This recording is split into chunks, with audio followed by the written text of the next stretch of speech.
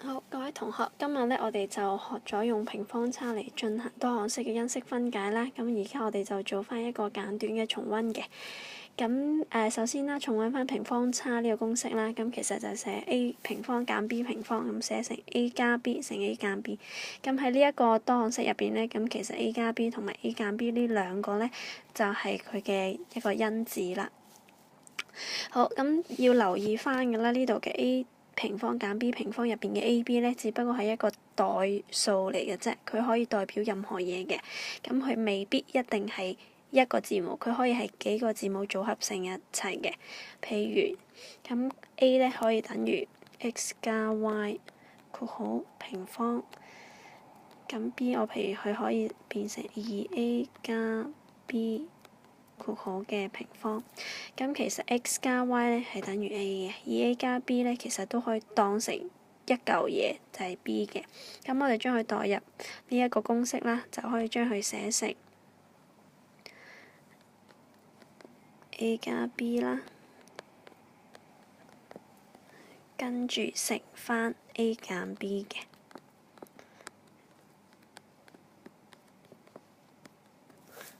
係啦，咁呢一個就係咁啦，大家就千祈要記得啦。A 同埋 B 咧，唔係淨係指一個數字嘅啫，或者一個字母。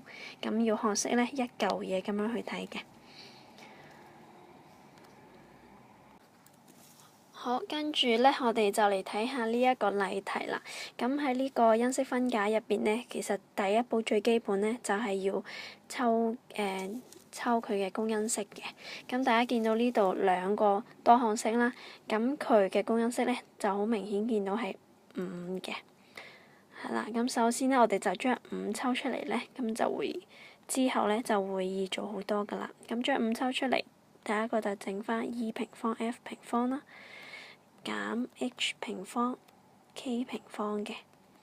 好啦，咁呢個時候咧，大家見到 e 平方 f 平方啦係一嚿嘢，h 平方 k 平方一嚿嘢咧，咁其實就可以用到平方差啦。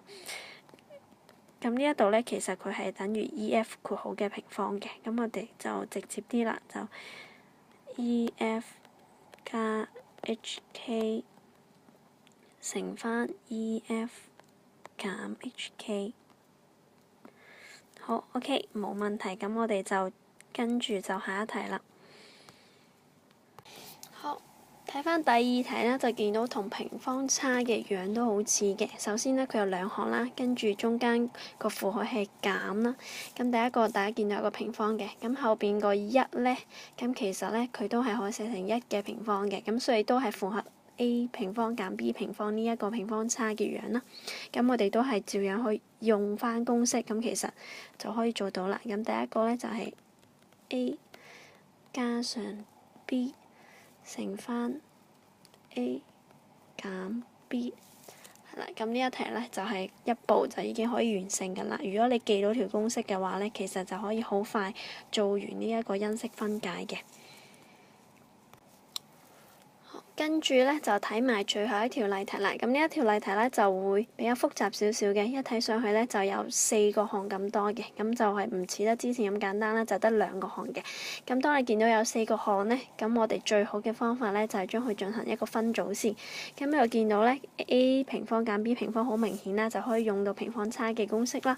咁後邊 ax 減 bx 咧，佢就好自然成為另外一 pair 啦。咁因為咧佢哋咧都有一個 x 嘅公用項，即係公共因子嘅，咁所以就可以將佢抽出嚟。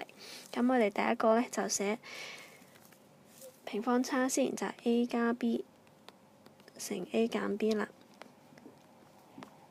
咁第二 pair 咧就係將佢個 x 抽出嚟，咁就括號入邊咧就剩翻 a 減 b 嘅。好啦，咁其實做完呢一步咧，下一步就非常之清晰啦，大家就可以見到呢兩個多項式入邊呢，咁佢呢就會出現同一個嘅因子嘅，就係 a 減 b 啦。咁喺呢個時候呢，我哋又可以將 a 減 b 再抽翻出嚟。咁另外呢，第一項呢就剩翻 a 加 b 嘅，後邊嗰一項呢就剩翻 x，所以就係加 x。好啦，咁呢一題呢就係咁樣做完啦。好，最後咧，咁大家就可以睇一睇呢一個嘅多項式應該點樣因式分解啦。咁如果記性好嘅同學咧，應該記得呢一個係我哋之前學過嘅一個恒等式嘅，咁就係完全平方和嘅公式啦。咁聽日咧，我哋都會繼續講呢一個完全平方和公式嘅因式分解啦。咁同學都可以自己先睇一睇，預習一下嘅。咁我哋聽日見，拜拜。